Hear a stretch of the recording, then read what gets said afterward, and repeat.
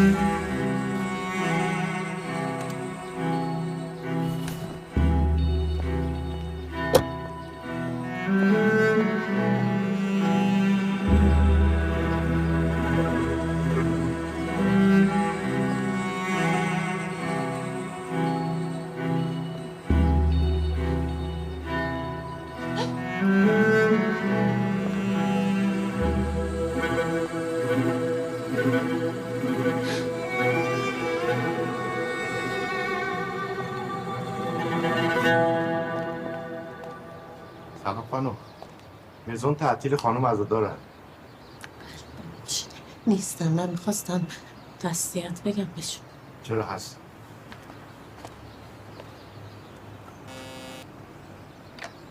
سلام خانم. مهمون دارید؟ بفرمایید. بفرمایید.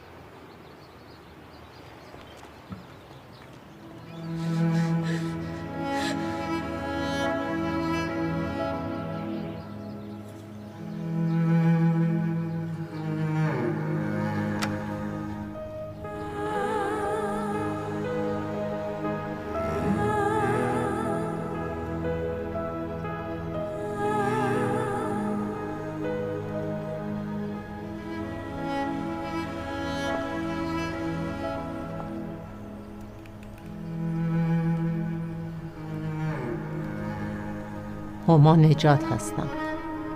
سامان.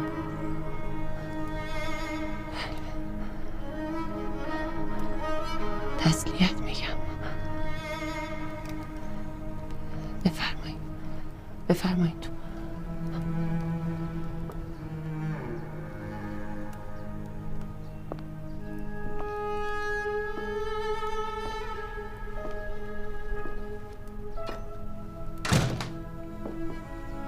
هیچ وقت فکر نمی کردم خونه زنی برم که سیاه‌پوش مرگ شوهر منه.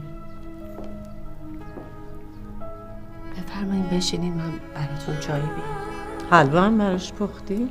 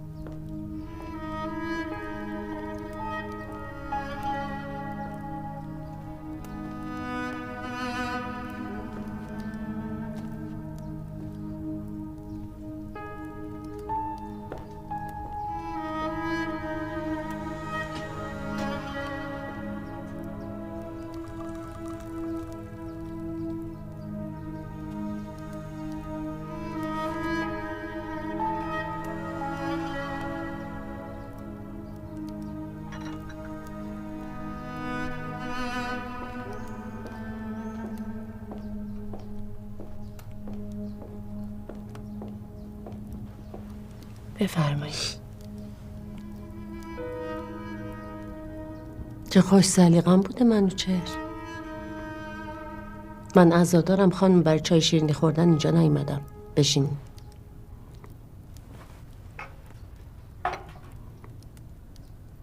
البته مثل که شما خودتون صاحب‌عزایین.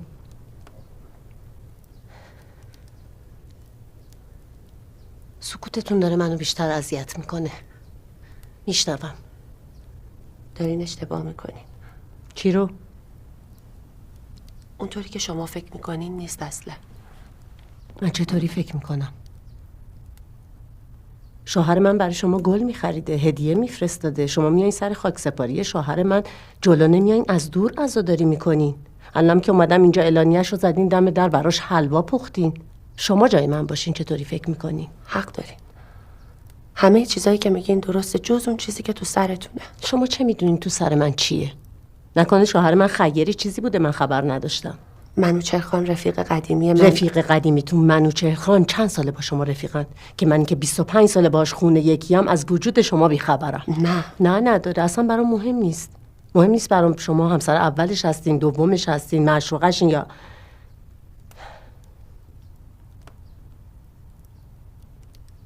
کسی که به مملکت خودش خیانت میکنه به زن و بچه‌ش هم میتونه خیانت کنه. این به من ثابت شده است.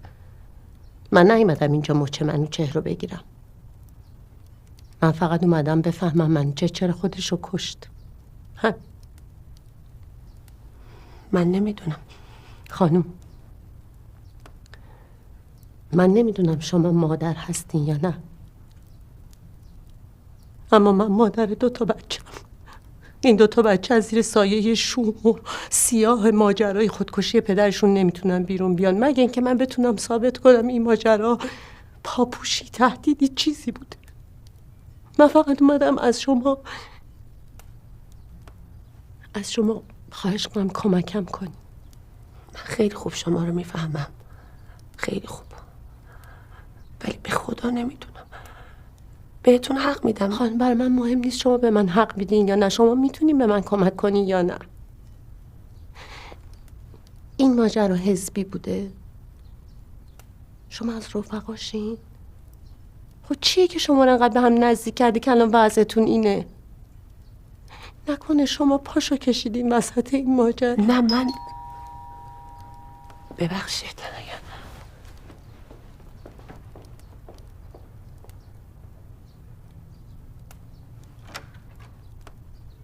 تو اینجا چی کار میکنی؟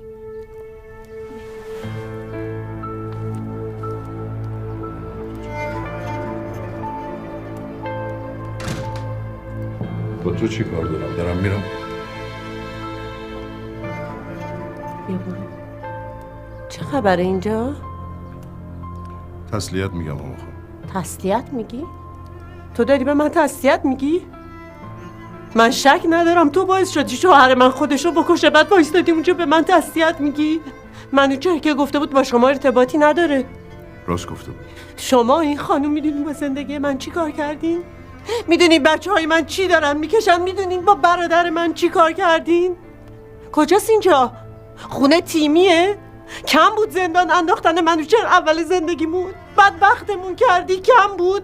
خودت کم بودی. کیه؟ کی شما که اینجوری منوچهر منو به کشتن دادین؟ بعد حلواشم پختین. خانم سامان خواهش میکنم. جمشیدم میدونستانه؟ تو رو خدا آروم باشیم با هم حرف بزنیم. جمشید میدونست یا نه؟ خواهش میکنم به من دست نزن. من احتیاج به ترحم تو ندارم. فقط جواب سوال منو بده. هما خانم، من غم شما رو میفهمم. خود ما هم از این ماجرا شوکه‌ایم. اما این ماجرا هیچ ربطی به هوری نداره. شوهر من خودشو به کشتن داد که لابد زیر شکنجه امثال تو هوری خانمو لو نده.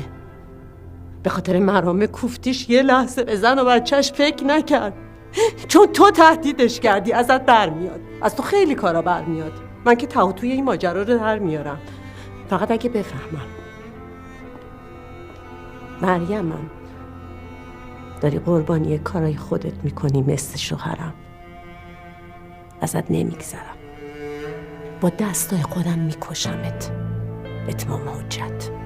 خانم نجات، خانم نجات یه لحظه صبر کنی. خواهش میکنم بچه.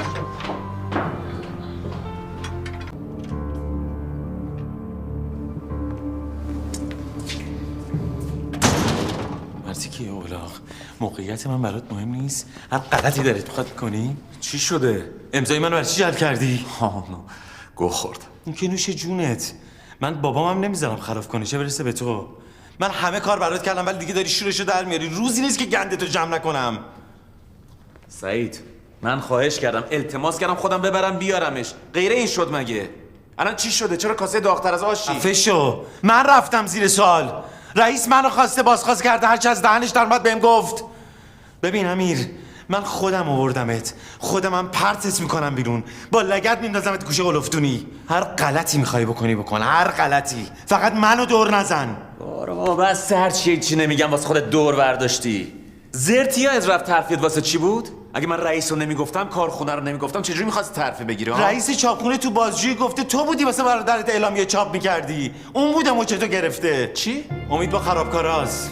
زر میزنه بابا مرتیکه آدم فروش. بهت گفتم امید اصلا اومده بود کمک من اعلامیه اون مرتیکه رو چاپ کنی. امیر، من خودم دیدم، با چشمای خودم دیدم یه کارایی میکنه. از میتینگاش تو دانشگاه خبر دارم، تو هم میدونی، آقات هم میدونه. اگه هیچی نمیگم به خاطر همسایگیمونه، به خاطر رفاقتمونه. اگه شما همه ختمین، من یکی شب چلم. سعید، پارو خط قرمزای من نذار وگرنه یهو دیوونه میشم میذارم به سرم ها. خط قرمزا چند تاست؟ دختره باباش، امید بابات. فقط قدسی خانومه که درد سر نداره هان. نمیتونم تا آخر عمر رو رفاقتم وایسم. تا اون روی سگم بالا نیومده خودت و خانواده‌ت و دور و بریاتو جمع کن. ببین دفعه آخره دارم بهت اخطار میدم. دفعه آخر بهت اخطار میدم چون هنوز توی اولاغو دوست دارم. قسم خوردم وظیفه‌م خدمت کردن به مملکته، نه مراقبت کردن از خط قرمزای توی گوساله. اگه گیر یکی دیگه از بچه‌ها بیفتن دخل جفتمون اومده. فهمیدی؟ فهمیدم، به خدا فهمیدم. به جون شیرین که میدونی چقدر برام عزیزه. واقعا از عذاب وجدان داشتم میمردم، نمیدونستم باید چی کار کنم. تنها چیزی بود که به عقلم رسید. خودتو بذار جای من. چی کار میکرد؟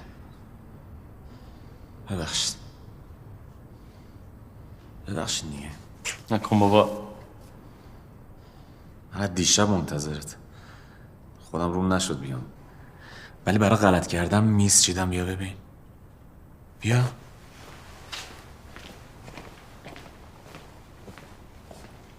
بابا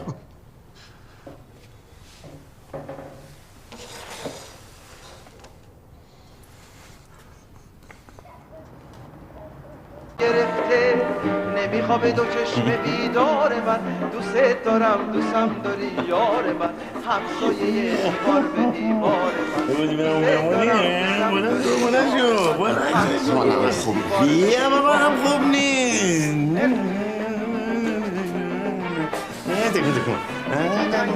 نامه عاشقونه واسه دیوار حیات میذارم. با سوت من میای تو پشت دیوار، تا گلی که جاش میذاری بردارم. شب شدم سفیده صبح خواب میبینم دیوارمون شکسته صبح که چشام با میشه بازم میبینم دیوار چقدر میره حیات نشسته دوست دارم دوستم داری یار من همسایه دیوار به دیوار من دوست دارم دوستم داری یار من همسایه دیوار به دیوار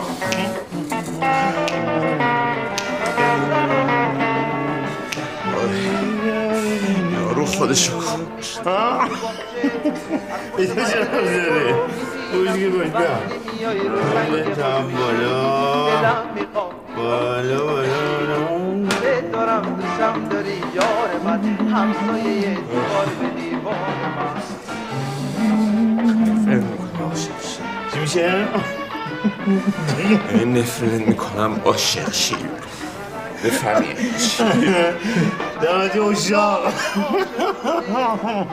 دیوار حیات میکنم